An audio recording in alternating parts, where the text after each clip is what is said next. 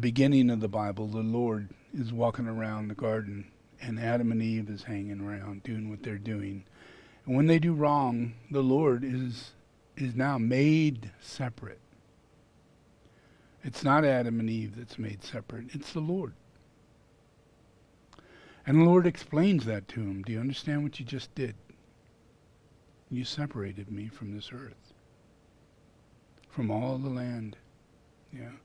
And my beingness was to make you who you are. Make you who you are. But now you're on your own and making you who you think you are. And you will be on the ground, on your belly, on the ground. And you will live off the herbs, and you will live off the fruit, and you will live off the things from the ground. And things above you, animals and stuff like that, will actually be above you.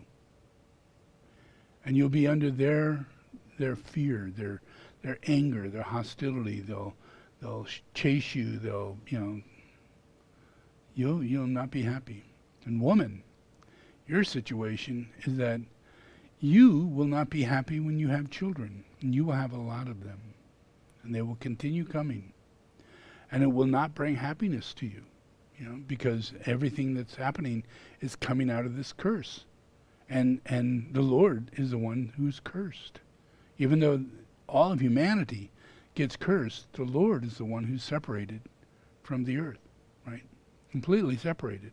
So if you study the Bible further, you'll study that he starts expressing that 7 of his rays leave the earth, one at a time. And that's him leaving the earth to where he cannot be seen, felt, or experienced on earth, anywhere. Just by only telepathically, only by blessing, only by appearance, because of omnipresence and omniscience and omniscience, but only to the extreme few and rare opportunities that it would happen. Yeah, extreme. And this is in the Bible. This points us out in the Bible. He's nowhere. We don't even know his name anymore. All we know is his name is Yodebode or Yahweh, something like that. But we have to call him the Lord because he is the only Lord, and we lost him. We lost the Lord. The Lord left, and left us with Satan and Lucifer inside of humanity. And the burden that came on with Cain, and all of humanity comes out of Cain. All the Jews come from Cain. Moses is a line of lineage from Cain. Not Abel. Abel didn't live. It would be from Cain. So everything we have that we know comes out of Cain, comes out of that fall. Separate from the Lord being on earth. The Lord was extracted from earth. You got to think about that. Because then you read that Bible and it says, and the Lord will return. The Lord will come and he'll be known as Jesus. And he'll come and he'll manifest and he'll do what he does according to what the Lord says he will do. Because this is the Lord incarnating.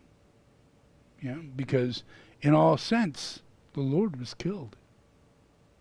He was just like you. When you die, you go to heaven. In his case, when he dies, he goes to heaven. And now he has to have a reason to come back. There's a lot of time between then and then. Here's the Lord here in the beginning. And you don't see the Lord all the way through the Bible until the coming of Jesus Christ. And everybody's like, well, he must be the Son. And he is. But he is the Lord. He is the Lord. He's the same Lord that was standing there with Adam and Eve. He's the same Lord who was put on a cross. Why? For the same reason he was put on a cross during the time of Adam and Eve. It's the same Lord. He had the same circumstance. They killed him then. They kill him again. And then they say there's a second coming. Because we're being shown that there is a Lord, a singular Lord, and his name is Jesus. No name in the beginning. He comes, gets a name, yeah, comes out of prophecy, comes from the Lord, comes through the disciples of the Lord, you know, many of the different prophets that come through, ancient disciples that would lay out some of the Bible. They would say, these are the coming of the Lord. These are the signs of the coming of the Lord. The Lord. Not a demigod, not anything but the Lord. And it's the same Lord that used to be walking on earth before this place became what it is, under Lucifer's control. Yeah. So the Lord has to abolish all of this or cannot walk on this earth.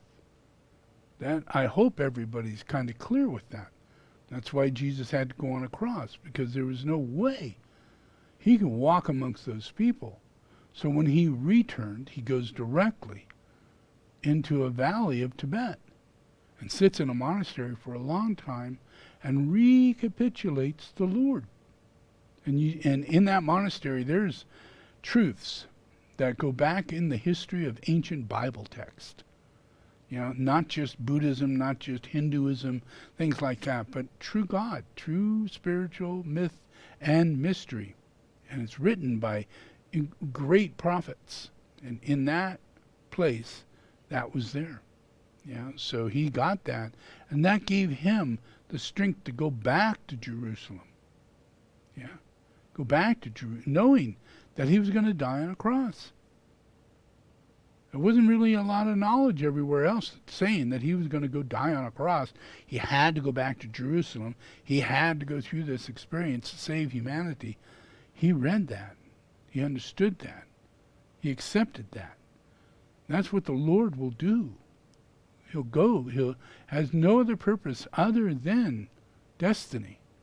And the Lord actually gets moved by destiny, you know. So he shows back up, you know, and within 3 years manifest the destiny that he was supposed to fulfill.